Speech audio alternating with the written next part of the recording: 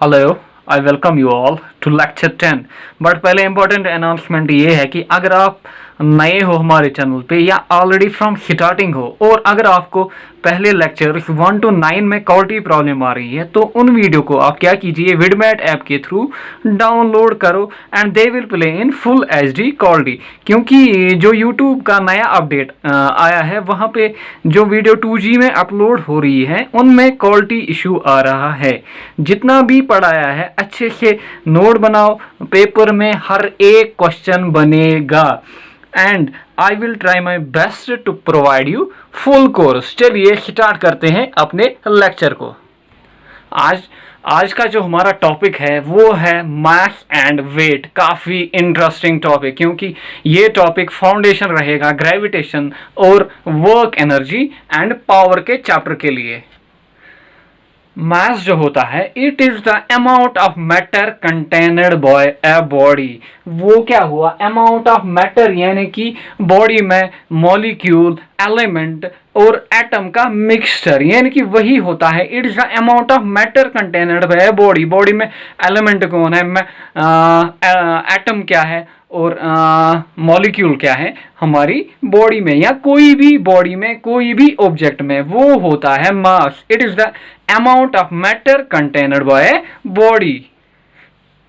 चाहे कोई मैन हो या कोई भी ऑब्जेक्ट यूनिवर्स में, वो बना हुआ होता है मॉलिक्यूल, एलिमेंट और एटम का, वही कंबाइनली बनाता है मैटर। तो मैस होता है it is the amount of matter contained by body. और जो हमने रिलेशन देखी थी मैस और इनर्शिया की, जब हमने आपको प्रॉपर्टी ऑफ इनर्शिया बताई थी वहां पे मोशन में, तो जो मास की एक और डेफिनेशन है, हम कह सकते हैं कि it is a measure of inertia of an object. ये भी नोट डाउन कीजिए, तो लिखिए it is a measure of inertia of an object. Inertia हमने पढ़ा हुआ है और वहां पे हमने देखा जो इनर्शिया होता है वो डायरेक्टली प्रोपोर्शनल टू मास होता है। फर्स्ट लॉ ऑफ मोशन के पहले, higher the inertia of body higher is the mass, यानी कि जितना इनर्शिया ज्यादा होगा उतना ही मास होगा कोई बॉडी का। ये नोट डाउन कीजिए। नेक्स्ट देखते हैं प्रॉपर्टीज ऑफ मास। अब ये क्वांटिटी किस टाइप की है, हमने ऑलरेडी बताया हुआ है आपको कि जब हमने आपको स्केलर और वेक्टर पढ़ाया था तो मास आता है स्केलर क्वांटिटी की कैटेगरी में, क्योंकि मास का खाली होता है magnitude. It has only magnitude. तो नेक्स्ट प्रॉपर्टी खुद बनेगी, अगर खाली मैग्नीट्यूड होगा तो it can not be zero or negative. जो मास होगा इट ऑफ एन ऑब्जेक्ट होगा that will be never equal to zero or negative, that will be something and that will be in positive. और जो ऐसा unit होगा, standard matric unit होगा, वो होगा केजी। याद रखिएगा, वो होगा केजी। ये टॉपिक इसलिए अहम है, इंपॉर्टेंट है, क्योंकि बहुत सारे बंदे हैं जो डिफरेंशिएट नहीं कर पाते हैं बिटवीन मास एंड वेट। वो बोलते रहते हैं भाई तुम्हारा 10 kg वेट है, but this is totally wrong. अगर आपको कोई बोले कि 10 kg वेट, तो भाई वो रॉन्ग बोल रहा है। तो ये नोट डाउन कीजिए और लेक्चर में बने रहिए, क्योंकि काफी इंटरेस्टिंग होने जा रहा है आगे जाकर ये वाला लेक्चर। चलिए अब देखते हैं वेट क्या होता है। अब वेट क्या होता है, जो वेट होता है ना, ये टोटली डिपेंड करता है ग्रेविटी पे। जहां पे ग्रेविटी का इफेक्ट आए वहां पे आएगा weight. Where there is gravity there is weight. चलिए ये मैंने यहाँ पे अर्थ ली है और ये मैंने यहाँ पे शो किया है दूसरे सेक्शन में अर्थ की टॉप लेयर। यहाँ पे ये है एक्चुअल शेप ऑफ अर्थ। तो आप ये कंसिडर कीजिए ये बॉल की ये अर्थ है, यहाँ पे अर्थ। और वेट हम बोलते हैं इट इज अ फोर्स। ये एक्चुअली होता है एक टाइप का force with which a body is attracted to the centre of earth. अगर यहाँ पे हवा में है कोई बॉडी, तो ये बॉडी क्या होगी, ये हमेशा अट्रैक्टेड होगी टुवर्ड्स द सेंटर ऑफ अर्थ। यानी कि यहाँ पे है अर्थ पे कोई ऑब्जेक्ट, तो यहाँ पे ऑब्जेक्ट, यहाँ पे ऑब्जेक्ट, तो ये ऑब्जेक्ट क्या होंगे, ये हमेशा होंगे attracted towards the centre of अर्थ। ये पॉइंट लीजिए, यहाँ पे ये पॉइंट, ये रहेगा सेंटर ऑफ अर्थ यहाँ पे। और कोई भी ऑब्जेक्ट अगर अर्थ पे हो वो हमेशा अट्रैक्टेड होगा टुवर्ड्स द सेंटर ऑफ अर्थ, वही होगा वो ऑब्जेक्ट का वेट। तो नोट डाउन कीजिए। तो जो वेट होगा, it is a force with which a body is attracted to the centre of centre या मिड पॉइंट ऑफ अर्थ। तो ये क्या होता है, ये होता है एक टाइप का फोर्स। याद रखिए, वेट जो होता है ये होता है एक टाइप का फोर्स, लेकिन ये होता है ग्रेविटेशनल टाइप ऑफ फोर्स। यहां पे या हम बोलें it is a measure of gravitational pull of earth. अगर ये अर्थ की टॉप लेयर है और आपने कोई ऑब्जेक्ट हवा में फेंका, लेट आपने कोई बॉल हवा में फेंकी, तो ये बॉल क्या करती है, ये हमेशा नीचे आ जाती है, क्योंकि जो बॉल का वेट होता है दैट इज अट्रैक्टेड, जो वेट होता है वो होता है मेजर ऑफ ग्रेविटेशनल पुल, यानी कि ये बॉल जो होती है बॉल पे लगता है ग्रेविटेशनल पुल, और ये कहां जाना चाहती है, ये जाना चाहती है towards the centre of earth. And जो वेट की मैथमेटिकल फॉर्मूला रहती है वो रहती है, वेट जो होता है that is equal to mass into acceleration due to gravity. Acceleration due to gravity आपने पढ़ा होगा, जो सेकंड लॉ में हमने देखा था, जो F होता है that is equal to ma, F equal to ma। Let अगर मैं यहां पे लिखूं जो F होगा that will be equal to mg, a के बदले g। a क्या होता है, a होता है एक्सेलरेशन। लेट यहां पे मैंने a के बदले g रिप्लेस किया, g क्या हो गया, g हो गया acceleration due to gravity. Therefore I can write, जो हमने बोला weight it's a type of force, then I can write F की जगह W इक्वल टू mg। भाई ये रही formula for weight, W equal to mg, यानी कि W is equal to mass into acceleration due to gravity. ये note down कीजिए, W equal to mg। And जो g का प्रैक्टिकल वैल्यू होता है बाय एक्सपेरिमेंट वो होता है 9.8, या हम बोले अप्रोक्सीमेटली वो होता है 10। तो याद रखिएगा जो g का वैल्यू होता है वो होता है 9.8 या 10। यूनिट क्या होगा, मीटर पर सेकंड स्क्वायर, क्योंकि एक्सेलरेशन का यूनिट होता है मीटर पर सेकंड स्क्वायर, और यहाँ पे तो ग्रेविटी है, एक्सेलरेशन ड्यू टू ग्रेविटी एक ही बात है, लेकिन यहाँ पे ग्रेविटी का इफेक्ट है तो यूनिट तो एक ही रहेगा। लेकिन ये वैल्यू याद रखिए, जो g का वैल्यू होता है वो अप्रोक्सीमेटली 10 होता है।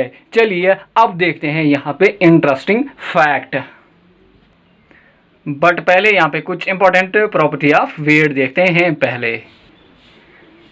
चलिए यहां पे आप ही मुझे बताइए कि वेट कौन सी क्वांटिटी की कैटेगरी में आता है। हमने पढ़ा हुआ है, जी हाँ, ये आता है वेक्टर की कैटेगरी में। और अगर ये वेक्टर है तो नेक्स्ट प्रॉपर्टी क्या बनेगी, it has magnitude and direction. तो नेक्स्ट प्रॉपर्टी क्या बनेगी, नेक्स्ट प्रॉपर्टी ये बनेगी, it can be negative, positive और जीरो। काफी इंपॉर्टेंट।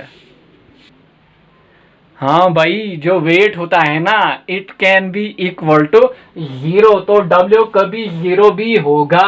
आगे जाकर देखेंगे कौन सी कंडीशन में होगा। और जो यूनिट होगा आप खुद बताइए यहाँ पे यूनिट क्या होगा। जी हाँ, यूनिट होगा न्यूटन, क्योंकि भाई जो वेट होता है वो होता है एक टाइप का फोर्स, और हमने ऑलरेडी देखा हुआ है यूनिट में जो वेट का यूनिट होता है वो होता है न्यूटन। चलिए अब कुछ इंपॉर्टेंट पॉइंट यहाँ पे नोट डाउन कीजिए। मास जो होता है दैट इज कांस्टेंट बोले या इक्वल बोले या सेम बोले, मास जो होता है ये होता है कांस्टेंट, इक्वल या same everywhere in the universe. यानी कि अगर ये है अर्थ, ये है मून, ये है मरकरी, अगर यहाँ पे कोई आदमी है और आदमी का जो मास है वो है 120 kg अर्थ पे, और अगर यही बंदा मैं मून पे लूं, मून पे भी यही मैच रहेगा 120 kg मैन का, और मरकरी में भी यही मैच रहेगा 120 kg वो वाले मैन का। तो मैच जो होता है ये कभी भी चेंज नहीं होता है कोई भी ऑब्जेक्ट का, याद रखिए, क्योंकि it does not depend on gravity. अब वेट जो होता है, weight weight depends on gravitational pull हमने देखा, therefore it varies with gravity. जो वेट होगा कोई भी ऑब्जेक्ट का वो वेरी करेगा विथ ग्रेविटी। और जो अर्थ पे ग्रेविटी का वैल्यू है एक्सेलरेशन ड्यू टू ग्रेविटी वो होता है 10, और जो मून पे होता है वो होता है 10/6। याद रखिए ये काफ़ी बार पूछा जा चुका है, जो मून स्टाफ सिलेक्शन में 1-2 बार तो आया हुआ है। जो मून पे होता है ग्रेविटी वो होती है 1/6 ऑफ अर्थ, 1/6 ऑफ अर्थ, यानी कि वही हो गया ना, अर्थ पे कितना है 10, यानी कि 10/6। और जो मरकरी में होती है ग्रेविटी वो होती है मिनिमम अमंग ऑल प्लेनेट। और ये आप बताइएगा कि मरकरी में जो वैल्यू होता है वो कितना होता है। तो जो कोई ऑब्जेक्ट या कोई बंदा अगर फ्रॉम अर्थ टू मून जाए तो वेट तो इक्वल या सेम नहीं रहेगा। चलिए एक एक करके इलस्ट्रेशन में देखते हैं। चलिए इलस्ट्रेशन के लिए यहाँ पे मैंने ली है earth, moon, space and centre of earth. जो अर्थ पे होता है जी का वैल्यू वो होता है अप्रोक्सीमेटली 10 या 9.8। चलिए हम 10 ले लेते हैं। और यहाँ पे मैंने लिया है एक मैन, और जो मैन का मैंने मैच लिया है वो लिया है मैंने 120 kg। चलिए बिग शो को मानते हैं जो WWE में खेलता है। लेट वो बिग शो का जो एम है या मैच है वो है 120 kg। जो वेट बनेगा, वेट W जो होता है वो होता है m इंटू जी। तो वो कितना बनेगा, वो m कितना है, m है 120 और g का वैल्यू है 10 इंटू 10। तो ये हो गया 1200 न्यूटन। तो अगर कोई आदमी का मैच है अर्थ पे 120 kg तो वेट कितना बनेगा 1200 न्यूटन। तो भाई अगर आप बोलो ना 120 kg वेट तो वो टोटली रॉन्ग है। तो आज से हमेशा बोलिएगा अगर 120 kg मैच है तो वेट बनेगा 1200 न्यूटन, याद रखिए। और अगर कोई ऑब्जेक्ट का मैच होगा 100 kg तो वेट कितना बनेगा, वेट बनेगा 100 इंटू 10 यानी कि 1000 न्यूटन, याद रखिएगा। चलिए अब देखते हैं मून पे। अब बिग शो ने क्या किया या ये मैन ने क्या किया, ये मून पे गया। ये कहां पे गया, ये मून पे गया। तो एम रहेगा कांस्टेंट या इक्वल या सेम हर जगह। तो बिग शो का जो मैच होगा वो 120 kg रहेगा कहां पे, मून पे भी। लेकिन जो वेट होगा ना, अब वेट चेंज होगा क्योंकि वेट होता है m इंटू जी। m का वैल्यू है 120 और g हमें पता है मून में होता है 1/6 ऑफ अर्थ, यानी कि वो हो गया 10/6। ये हो गया यहाँ पे 6 2 12 600। तो ये हो गया यहाँ पे 200 न्यूटन। तो अगर कोई ऑब्जेक्ट मैस 120 kg, वेट है अर्थ पे कितना 1200 न्यूटन, लेकिन जो वेट मून पे बनेगा ना वो 200 न्यूटन बनेगा, यानी कि वेट वहां पे रिड्यूस होगा, याद रखिए। चलिए थर्ड पॉइंट, अब ये आदमी कहाँ गया, ये स्पेस में गया। कहाँ पे गया, स्पेस में। और आपको याद रखना चाहिए हमेशा जो स्पेस में ग्रेविटी होती है वो होती है इक्वल टू 0, वहां पे ग्रेविटी नहीं होती है। तो m कितना होगा, m होगा 120 kg। तो स्पेस में जो मास होगा कोई भी ऑब्जेक्ट का, कोई भी आदमी का, यहाँ पे मैंने लिया है 120 तो 120 रहेगा। लेकिन जो वेट होगा that will be equal to m into g. m है 120, g है 0, तो वेट बनेगा 0, याद रखिए। तो स्पेस में कोई भी ऑब्जेक्ट का वेट जो होता है वो होता है 0, वेट होता है 0। Next, centre of earth. अगर कोई ऑब्जेक्ट को हम सेंटर ऑफ अर्थ पे ले जाए, अगर ये अर्थ है और अर्थ के centre point, middle point, inside the earth ले जाए हम सेंटर पॉइंट में, वहां पे भी जो ग्रेविटी होती है वो होती है 0। तो अगर ये ऑब्जेक्ट 120 kg मैस का ऑब्जेक्ट हमने कहा लिया सेंटर ऑफ अर्थ में, तो m बनेगा 120 kg। तो वेट कितना होगा, m इंटू जी।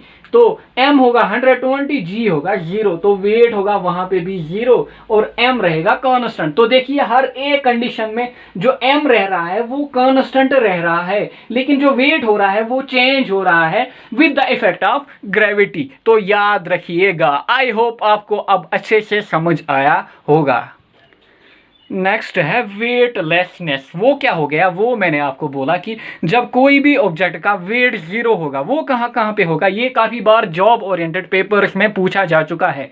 वो पहला जो इनसाइड स्पेस क्राफ्ट या सैटेलाइट, यानी कि सैटेलाइट कहाँ पे होते हैं, स्पेस स्टेशन में, स्पेस स्टेशन के ऊपर, यानी कि स्पेस क्राफ्ट में जो ऑब्जेक्ट का वेट रहेगा वो रहेगा जीरो। नेक्स्ट रहेगा at the centre of earth zero, अभी हमने देखा सैटेलाइट का, अभी हमने देखा स्पेस में। और फ्री फॉल में, फ्री फॉल क्या होता है, फ्री फॉल लेट यहाँ पे अर्थ और यहाँ पे कोई ऑब्जेक्ट, आपने क्या किया, आपने ऑब्जेक्ट को उठाया, आपने ऑब्जेक्ट को यहाँ पे लिया, कहाँ पे, टावर पे, और ऑब्जेक्ट को क्या किया आपने, अब ऑब्जेक्ट कहाँ पे लिया, टावर पे, अब आपने ऑब्जेक्ट को धक्का दिया, तो ये ऑब्जेक्ट क्या करेगा, ये खुद आएगा नीचे, ये खुद नीचे आएगा under the effect of gravity alone. Object पे कोई फोर्स नहीं लग रहा होगा, ऑब्जेक्ट पे खाली ग्रेविटी का इफेक्ट लग रहा होगा, तो इसको कहते हैं हम फ्री फॉल। और फ्री फॉल में जो वेट होता है बॉडी का वो होता है जीरो। तो इन तीन कंडीशन में याद रखिएगा, जो ऑब्जेक्ट का वेट होता है वो होता है जीरो। और कभी पूछा भी जाता है इन ए फ्री फॉलिंग लिफ्ट अगर लिफ्ट फ्री फॉल में है तो वहां पे भी वेट जो होगा जीरो होगा। तो ये कंडीशन याद रखिएगा। लास्ट पॉइंट है यहाँ पे मेजरमेंट। जो मैथ का मेजरमेंट किया जाता है वो किया जाता है सिंपल वेइंग मशीन, आपने ये देखी होगी, और इलेक्ट्रॉनिक वेइंग मशीन या फिर इलेक्ट्रॉनिक वेइंग मशीन लगी हुई होती है। लेकिन जो वेट होता है, वेट मेजर किया जाता है विथ स्प्रिंग बैलेंस, कुछ यूं होता है। और थंबनेल में हमने ये पिक्चर डाली हुई है, वो होती है स्प्रिंग बैलेंस। चलिए जल्दी जल्दी अब क्वेश्चन कुछ देखते हैं ये वाले टॉपिक पे आए हुए। चलिए पहला क्वेश्चन है यहाँ पे, which of the following is a vector quantity. Option आपको दिए गए हैं, तो यहाँ पे रहेगा वेट।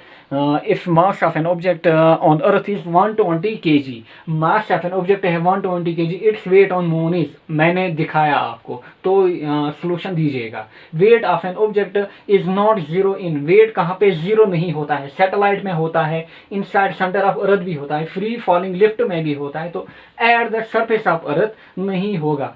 विच लास्ट क्वेश्चन जो है, which of the following do not have same unit. यहाँ पे है option work and energy, impulse and momentum, force and weight, सब देखा हुआ है। लास्ट है वेट, वेलोसिटी एंड एक्सेलरेशन, यहाँ पे होगा वेलोसिटी एंड एक्सेलरेशन, इनका यूनिट सेम नहीं होता है। और ये वाले क्वेश्चन का आंसर होगा 200 न्यूटन। ये कुछ क्वेश्चन आए हुए थे कहाँ पे, KS RRB और स्टाफ सिलेक्शन में। तो चलिए अपने लेक्चर को यहीं पे एंड करते हैं, मिलते हैं नेक्स्ट लेक्चर में in gravity. Goodbye, take care.